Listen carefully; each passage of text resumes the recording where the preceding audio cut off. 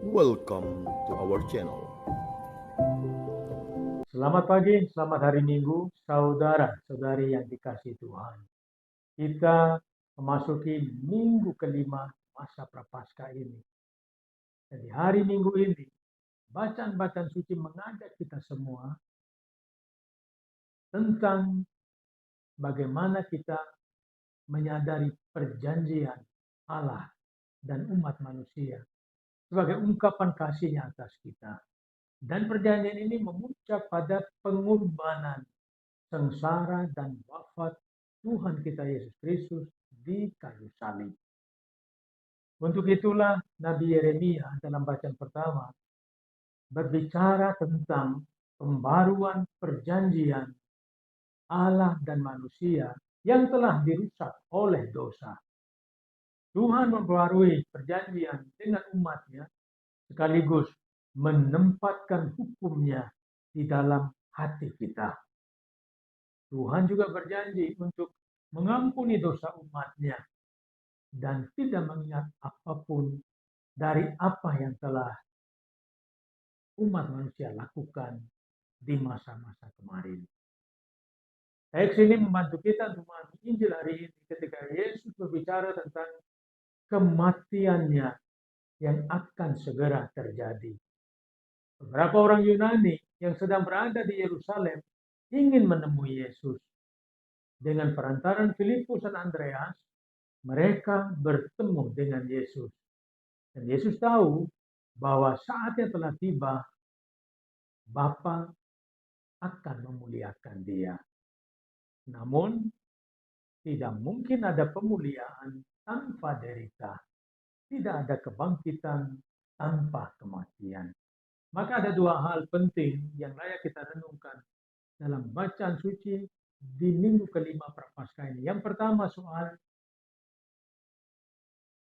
kemuliaan yang kita peroleh melalui penderitaan.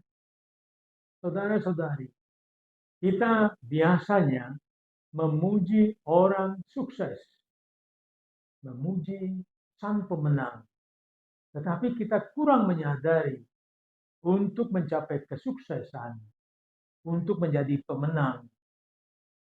Mereka mengalami banyak rasa sakit, pengorbanan, dan penderitaan.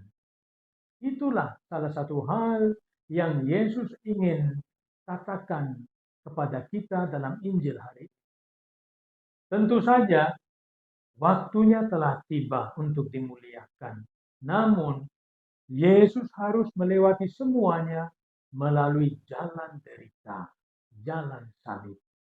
Yesus mengatakan, biji gandum harus jatuh ke tanah dan mati supaya menghasilkan buah. Kita pun harus siap berkorban sebelum menerima kemuliaan Tuhan. Lagi pula, tidak ada kemuliaan tanpa salib. Dan apapun bentuk penderitaan yang kita alami, kita tidak sendirian. Yesus selalu bersama kita. Poin kedua, saudara-saudari terkasih, tentang kepastian menang walau dalam tekanan. Ketika seseorang akan meninggal, terutama bila seseorang itu mengetahui dengan baik saat meninggalnya, seperti seorang yang akan dihukum mati, ada tekanan batin yang sangat dalam. Seperti itulah yang dialami Yesus. Namun, Yesus tahu betul bahwa inilah alasan mengapa ia datang ke dunia. Ia diutus Bapa untuk menderita, wafat, dan kemudian bangkit. Tidak ada jalan keluar dari fakta hidupnya ini. Dan Yesus bereaksi seperti manusia manapun. Tapi disinilah sesuatu yang luar biasa terjadi padanya, yaitu penghiburan dari surga. Suara dari surga memberinya kepastian bahwa meskipun harus mati, Yesus akan mengalami kemuliaan. Dia akan dimuliakan. Pengalaman Yesus inilah yang sedang menanti kita semua. Pada saat kematian kelak, seperti apapun tekanan, ketakutan, kegelisahan, Tuhan tidak akan mengecewakan kita.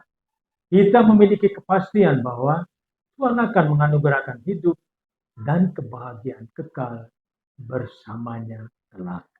Ini menjadi harapan bagi kita semua dalam seluruh perjalanan kita bersama Yesus yang menjadi gembala agung kita.